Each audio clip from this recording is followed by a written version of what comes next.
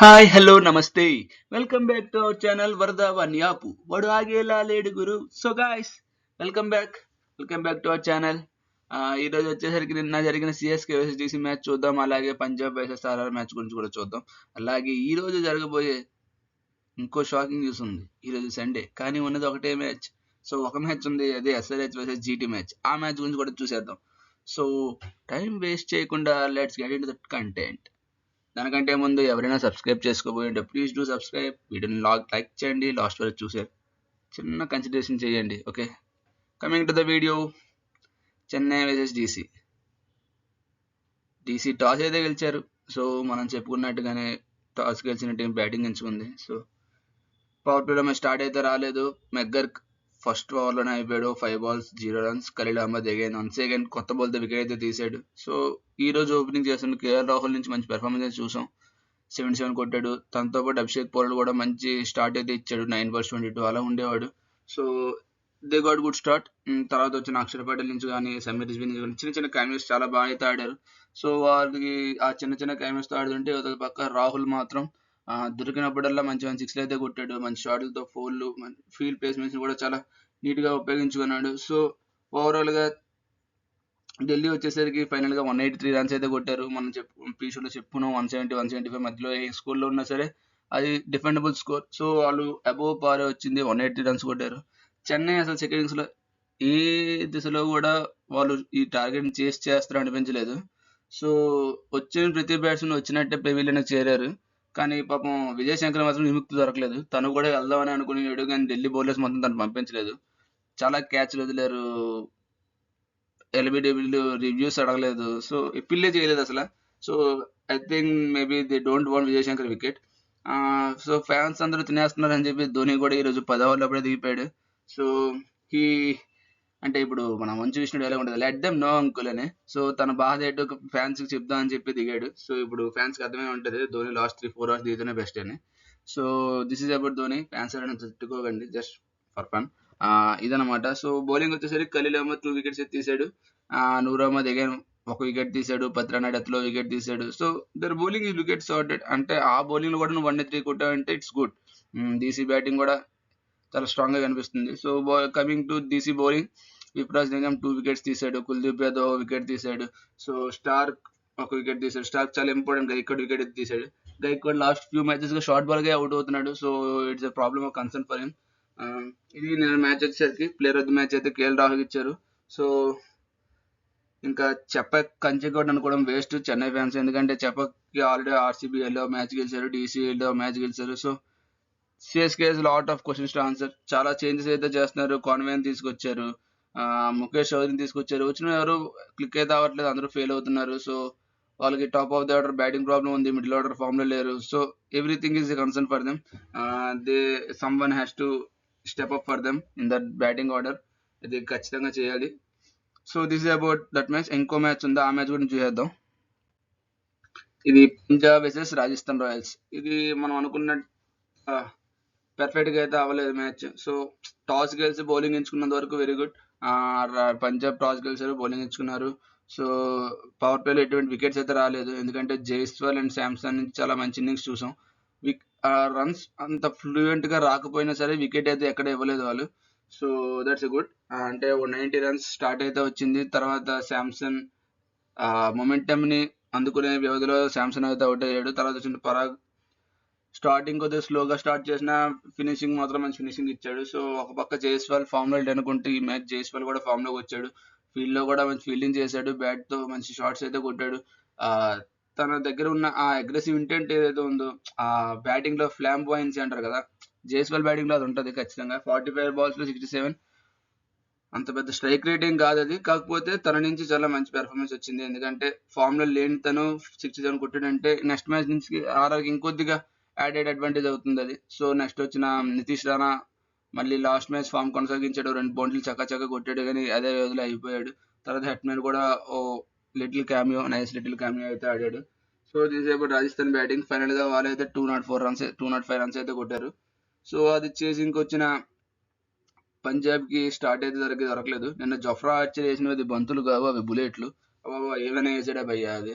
ఆ first ball Priyank చార్యాకి వేసింది అయితే కామెంటేటర్స్ కానీ కోచెస్ కానీ చెప్తుంటారు కదా, top of the of stump అని. పెర్ఫెక్ట్ బాల్ వేసాడు. సో ప్రియాంశ్ దగ్గరికి ఎటువంటి ఆన్సర్ అయితే లేదు. సో మొదటి బాల్ తో వికెట్ అయితే స్టార్ట్ చేసాడు. కానీ వచ్చిన శ్రేయస్ అయ్యర్ తను ఆడిన ఫస్ట్ బాల్ నుంచి సరైన షాట్స్ అయితే కొట్టాడు. ఆ కవర్స్ మీద నుంచి రెండు ఆ లాఫ్టెడ్ షాట్స్ కూడా చాలా చక్కగా ఆడాడు. మరి సడన్ గా తనలో అపరిచితుడు దూరాడు, రెమో దూరాడో మనకు తెలియదు, కానీ అసలు ఏం షాట్ ఆడారో కూడా తెలియదు. అటు తిరిగి బౌల్డ్ అయితే అయిపోయాడు లాస్ట్ కి. సో మంచి ఫామ్ లో ఉన్న అయ్యర్ వికెట్ కూడా తీసేసాడు ఆర్చర్. ఫుల్ పంప్డ్ అయిపోయాడు. తర్వాత వచ్చిన స్టాయినిస్ ఎంతసేపు ఆడలేదు. అంటే రోజుల పక్కన నీకు జఫరాజ్ 150 పేస్ వేస్తున్నప్పుడు ఇంకో ఎండ్లో నీకు సందీప్ శర్మ వచ్చి 125 పేస్ వేస్తుంది, నీకేం ఆడుతుంది? అది నువ్వు ముందే బ్యాట్ పెట్టాడు, అది సందీప్ శర్మకి రిటర్న్ క్యాచ్ అయితే అయిపోయాడు. ఇంకో ఎండ్ లో ప్రెప్ సిమ్రాన్ సింగ్ కొద్దిగా కష్టపడ్డాడు, అటు ఇటు షాట్స్ అయితే కొట్టాడు. సో తనకు తోడు నిహాల్ వజేరా వచ్చాడు. సో నిహాల్ వజేరా నుంచి చాలా మంచి పెర్ఫార్మెన్స్ చూసాం. 41 బాల్ 62 రన్స్. కానీ కుమార్ కార్తికేయ బౌలింగ్ లో ప్రెప్ సిమ్రాన్ సింగ్ కూడా క్యాచ్ అవుట్ అయితే అయిపోయాడు. సో వాళ్ళు 7 అవర్స్ 8 అవర్స్ 4 వికెట్స్ కోల్పోయి 40 రన్స్ ఉండేవి. ఇంకేముందులే మ్యాచ్ అయిపోయిందని టైంలో మ్యాక్స్వెల్ అండ్ వజేరా నుంచి మంచి పార్ట్నర్షిప్ అయితే వచ్చింది. 88 రన్స్ పార్ట్నర్షిప్ అయితే వచ్చింది. చాలా చక్కని పార్ట్నర్షిప్ అది. ఎందుకంటే వజేరా నుంచి చాలా మంచి ఇన్నింగ్స్ చూసాం. 6లు కానీ 4లు కానీ తను ఇటువంటి ఏ బాల్ పిక్ చేసుకున్నాడో కూడా చాలా చక్కగా పిక్ చేసుకున్నాడు. మ్యాక్స్వెల్ నుంచి కూడా పెద్ద కౌంటర్ అటాకింగ్ ఇన్నింగ్స్ ఏం కాదు అది. So he look in okay good, అంటే గుడ్ టచ్ లో అయితే కనిపించాడు. ఎక్కువ అగ్రెసివ్ చూపించలేదు. అంటే మంచి బాల్స్ ని చక్కగా ఆడాడు, లూజ్ బాల్స్ ని మాత్రమే కొట్టడానికి ట్రై చేశాడు. So it's good from Maxwell. కానీ ఆల్ ఆఫ్ సడన్ ఎప్పుడైతే మ్యాక్స్వెల్ వికెట్ పడిందో నెక్స్ట్ బాల్ వజేరా అవుట్ కూడా అయిపోయాడు. ఇంకా అంతే, అక్కడి నుంచి మళ్ళీ మొమెంటం ఆర్ఆర్ వైపు షిఫ్ట్ అయిపోయింది. ఇంకా అక్కడి నుంచి పంజాబ్ అసలు కూడా మ్యాచ్ లో తిరిగి వచ్చే ఛాన్స్ అయితే లేదు. సో దిస్ అబౌట్ ఎస్టేస్ మ్యాచ్. ఫైనల్ గా ఆర్ఆర్ అయితే 50 రన్స్ తో కంఫర్టబుల్ గా గెలిచారు. And it boosted the run rate also. ఆ రన్ రేట్ కూడా విపరీతంగా పెరిగిపోయింది. ఫస్ట్ ప్లేస్ లో ఉన్న పంజాబ్ డైరెక్ట్ గా 4th ప్లేస్ లోకి వచ్చిందంటే అర్థం చేసుకోవచ్చు వాళ్ళకి ఎంత రన్ రేట్ తగ్గిందో. సో పంజాబ్ కి ఒక ఎదురు దెబ్బ ఇది. 2 మ్యాచ్లు గెలిచిన తర్వాత ఈ మ్యాచ్ ఓడిపోయి ఒక సెట్ బ్యాక్ అయితే వచ్చింది. సో రాజస్థాన్ 4-2 4 మ్యాచ్ లో 2 గెలిచారు, 2 ఓడిపోయారు. So it's good start from them also. ఇదనమాట 2 మ్యాచెస్ వచ్చేసరికి. సో ఈ రోజు మ్యాచ్ గురించి చూద్దాం. ఈ రోజు వచ్చేసరికి ఎస్ఆర్హెచ్ వర్సెస్ జిటే. సో మ్యాచ్ వచ్చేసరికి మన ఉప్పల్లో కొడితే తుప్పల్లో పడదు అంటారు కదా, ఆ ఉప్పలే. సో హైదరాబాద్ లో టైమింగ్ 7:30కి. అంటే ఈరోజు సండే కదా, 3:30కి మ్యాచ్ లేదంటే మేబీ దే షెడ్యూల్ వేసిన అడగలేదు, నన్ను అడుగుతుంది, నేనేం చెప్పలేను. సో 7:30కి అయితే మ్యాచ్ స్టార్ట్ అవుతుంది. ఉప్పల్ పిచ్ మనకు వాళ్ళకి తెలుసు, బ్యాటింగ్ పిచ్. ఎంత వాళ్ళు బౌలింగ్ చేద్దామని సరే 200 అయితే వెళ్తుంది, అంత బ్యాటింగ్ పిచ్ అది. సో ఖచ్చితంగా టాస్ వేస్తే బౌలింగ్ ఎంచుకోవచ్చు. యావరేజ్ ఫస్ట్ ఇన్నింగ్స్ 180 185 ఉంది. ఇది 210 220 230 వరకు కూడా వెళ్ళొచ్చు. వై నాట్ 300 ఈ రోజు అవుతుందేమో చూద్దాం. హెడ్ టు హెడ్ వచ్చేసరికి ఎస్ఆర్హెచ్ 1 గెలిచారు, జీటీ 3 గెలిచారు, 1 రద్దు అయింది. So this about venue and team stats. Probable 12 చూద్దాం. Starting with SRH, I don't see any changes. Maybe last match Kamindu Mendis ఆడాడు. సో కమింది మెండిస్ వద్దు, జాంపా ఇంకా బౌలర్ తెచ్చుకుందాం అనుకుంటే మేబీ కమింది మెండిస్ ప్లేస్ లో జాంపాన్ తెచ్చి అగైన్ అభినవ్ మనోహర్ మళ్ళీ ఆడించవచ్చు. So this is the only change I can expect. మిగతాదంతా ట్రావెల్స్ హెడ్, అభిషేక్, ఇషాన్, ఈ ముగ్గురు నుంచి రన్స్ అయితే లాస్ట్ 3 మ్యాచెస్ నుంచి రాలేదు. So they expect them to fire. వీళ్ళు ముగ్గురు గురించి ఫైర్ అయితే మాత్రం మళ్ళీ వై నాట్ 300 ఖచ్చితంగా కేసు వస్తుంది ఇక్కడ. Travis Head, Abhishek Sharma, Ishan Kishan top 3. Then comes Nitish Kumar Reddy. మంచి ఫామ్ లో అయితే లేడు, షార్ట్స్ ఆడుతున్నాడు కానీ ఏ షార్ట్స్ ఆడుతున్నాడు తెలియట్లేదు, టైం చేయట్లేదు, బాల్ ని కష్టపడుతున్నాడు. సో నెక్స్ట్ క్లాసన్, ఆల్రెడీ అయిపోయిన మ్యాచ్ల్లో క్లాసన్ దిగుతున్నాడు.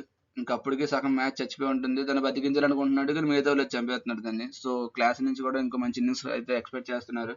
అండ్ అనికేత్ వర్మ, ఒక మొత్తం దరిద్రంలో ఒక పాజిటివ్ ఏదైనా ఉందంటే ఇది అనికేత్ వర్మ. ఎందుకంటే ఓడిపోతున్న మ్యాచ్లను కూడా చాలా చక్కగా ఆడాడు, గెలిపించలేకపోయినప్పటికీ ఆ రెస్పెక్టబుల్ టోటల్ గా అయితే తీసుకెళ్తున్నాడు. So Aniket Varma once again against spin చాలా క్రూషియల్ గా రోల్ ప్లే చేస్తాడు. ఎందుకంటే తనకు ఆపోజిట్ గా ఈ రోజు రషీద్ ఖాన్ ఉన్నాడు, సాయి కిషోర్ ఉన్నాడు. So Aniket Varma is going to play key role here if top order fails. కానీ ఈ రోజు నేను టాప్ ఆర్డర్ ఫెయిల్ అవుతుంది అనుకోవట్లేదు, చూద్దాం.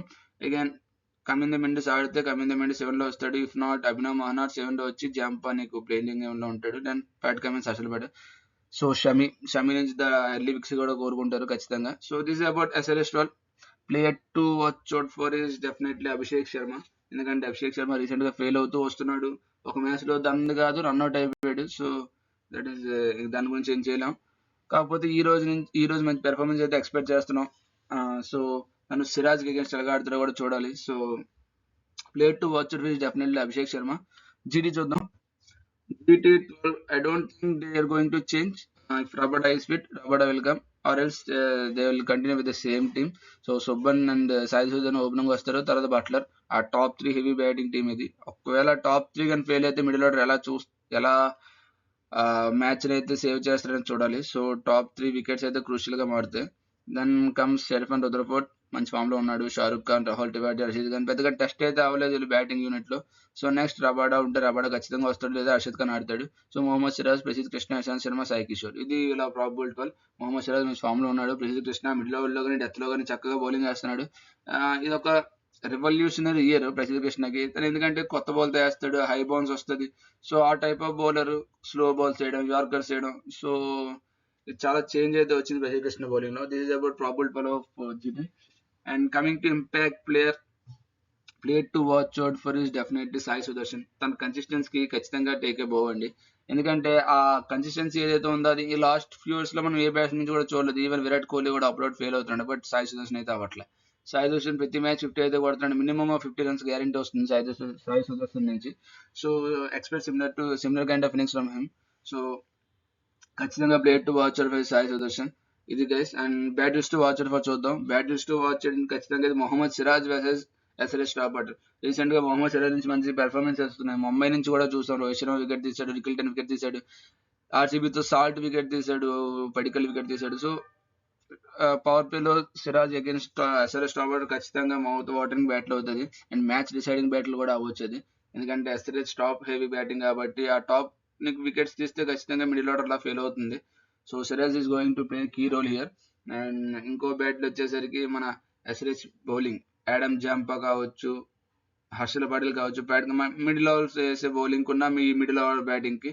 ఎందుకంటే వీళ్ళు పెద్దగా టెస్ట్ అయితే అవ్వలేదు. సో అండ్ టాప్ ఆర్డర్ కి అగేన్స్ట్ గా షమి బౌలింగ్ ఎలా చేస్తారో చూడాలి. So these are the battles to watch out for. Prediction వచ్చేసరికి సో ఈరోజు ఎస్ఆర్ఎస్ జీటీ మ్యాచ్ లో ఎస్ఆర్హెచ్ కంబ్యాక్ ఇస్తుందని అనుకుంటున్నాను నేను. ఎందుకంటే జీటీ మిడిల్ ఆర్డర్ పెద్దగా టెస్ట్ అవ్వలేదండి. జీటీ మిడిల్ ఆర్డర్ పెద్దగా టెస్ట్ అవ్వాలంటే first of all top order నుంచి మంచి రన్స్ అయితే వస్తున్నాయి. సో వాళ్ళకి అంత ఇష్యూ అయితే లేదు. ఆ టాప్ ఆర్డర్ కానీ బ్యాటింగ్ అయిపోతే వీళ్ళు ఇంకెవరు ఆడతారు అనేది చూడాలి. So I'm going with SRH. ఈ రోజు మ్యాచ్ ఎస్ఆర్హెచ్ గెలుస్తుంది అనుకుంటున్నా. సో ఇప్పటివరకు ఎవరైనా చూసుంటే లైక్ చేయండి, వీడియోని కామెంట్ చేయండి ఎవరు గెలుస్తారు అనుకున్నారో. Please do subscribe and thank you. జై హింద్.